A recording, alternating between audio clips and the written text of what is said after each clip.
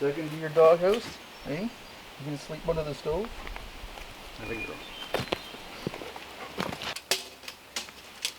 2, 3, 4, 5.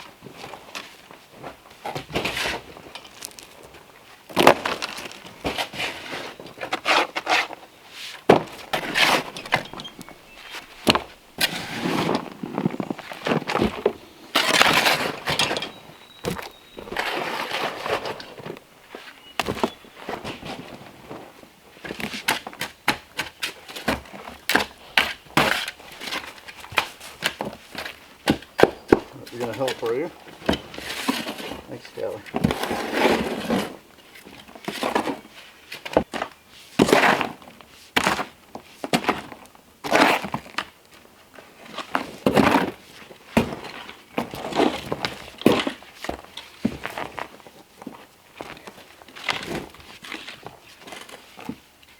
So I'm working on the outdoor kitchen right now, and what I'm doing is a cob base on this. Well, this is the base that I made, but right here I'm making a platform, a base that's 5 or 6 inches thick of cob, which is 2/3 sand, 1/3 clay, and then to that I'm adding some bark and grass to bind that all together. So that's called cob, and it's a traditional way of making earthen ovens for thousands of years, but also all kinds of structures, like you can make huts and stuff like that. I'll probably use more of it actually on the next building that I'm going to build. Now this is going to be used not as a hobby but as a full-time cooking oven, so I need to make sure that I do a fairly good job, but also keeping in mind that this is water soluble. After I put the roof on, that's going to be the only thing that stops it from eroding, from disintegrating. But if it failed at some point, I could literally break it up and reuse those materials. So I'm not too worried about doing it perfectly, but I want to do as good a job as possible so I don't have to redo it, of course. So that's my non-expert explanation of how to do cob. And if you're interested in watching me build the rest of this outdoor kitchen, or go back and watch me build the cabin over the last 1.5 years, or watch me build the upcoming next structures, buildings that I need here on the Wilderness Homestead, then you might want to check out my Reliance and subscribe to that channel where I show all of that in more detail. On this channel, what I do is talk a lot more about not only what's happening in the world currently, but what I'm doing here, what I'm doing with my life and what Callie Callie's doing to contribute. Anyway, thanks for watching. I'll see you in the next video. Take care.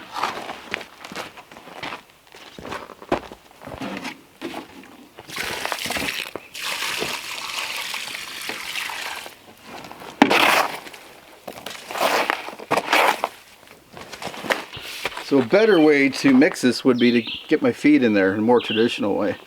Take my shoes and socks off, get in this, even on a tarp like the canvas tarp that I've been carrying the material in, and just stomp on it and keep flipping it over with the tarp by pulling up the edges, and keep working it with my feet until it's all mixed in well.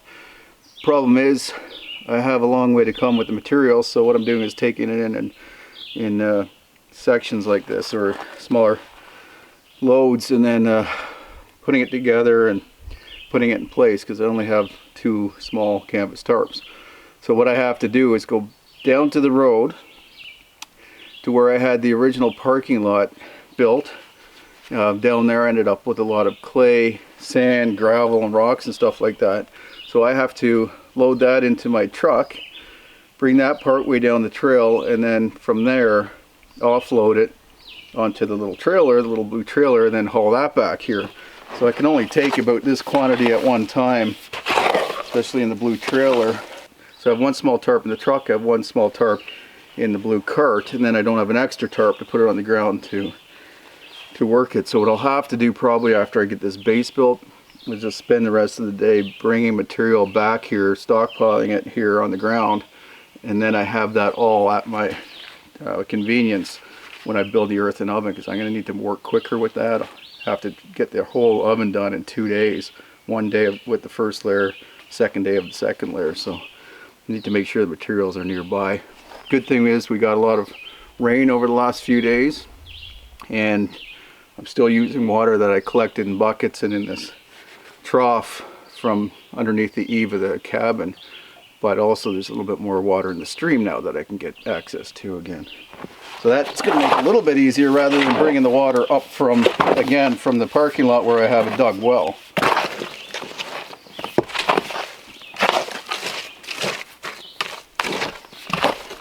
The other thing is I haven't sifted this. There's little stones in it that would not be good probably on the earthen oven. Yeah, especially on the first layer actually. I'll have to sift those out so that they don't explode from the heat. I want a smooth clay surface on the inside of that oven. On the outside layer probably won't matter as much. I can leave a few small rocks in there. Might add a little bit of decorative effect. So that's all just for material, so that's a lot of effort. Everything I do here takes longer, not only because I'm filming and editing it, but also because the materials are not easy to get.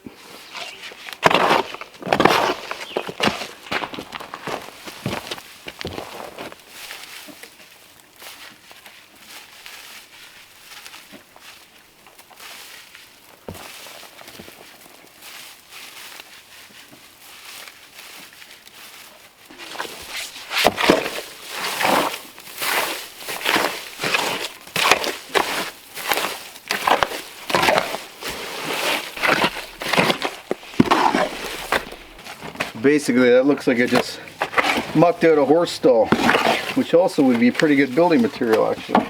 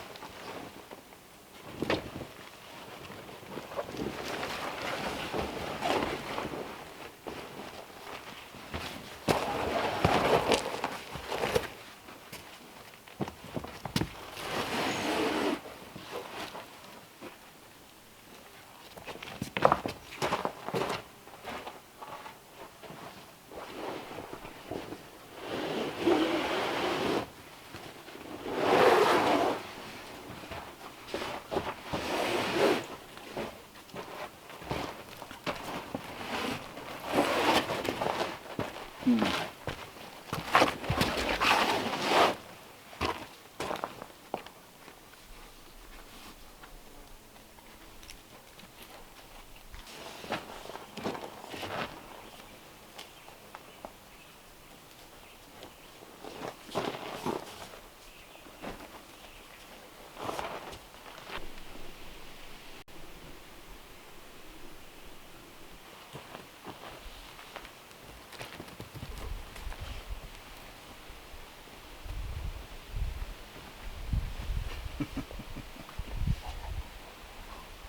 we go do something?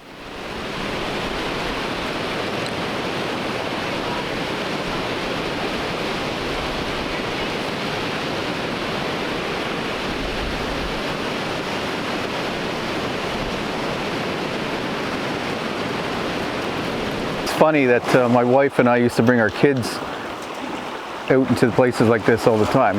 We'd often do day trips, just get in the truck and go for a long drive and just explore as much of natural Ontario, Canada as possible.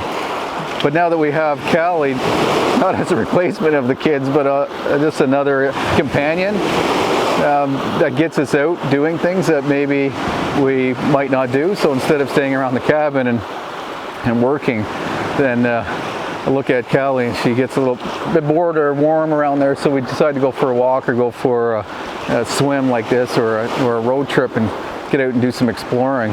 And of course it's great for us, and it gets me to step aside or stop working all the time and doing something enjoyable. And the other part of that is that YouTube does the same for me. It forces me to keep working or keep doing something interesting with my life, because I want to share that with you guys. So rather than considering it a job, I consider it a motivational tool to help me, to motivate me to just continue to do something interesting and continue to explore life and get the most out of it. So when a day goes by that I haven't done something interesting or been productive or captured something interesting for you, I actually feel like I need to get up off the porch and get out and do something and film it and put something together for you guys to watch. And it's not because I absolutely feel obligated to, it's because I really enjoy sharing this kind of stuff with you and sharing these times with my wife and my kids and my parents and my dog and just getting the most out of life. So I'm glad to be able to share this with you. I don't take it for granted one bit. I know I'm very fortunate to be in a position and live in a place where I have these opportunities to do this, so I don't want to squander that. And I really appreciate that you guys follow along, that you want to watch me doing these kinds of things. So I thank you for that.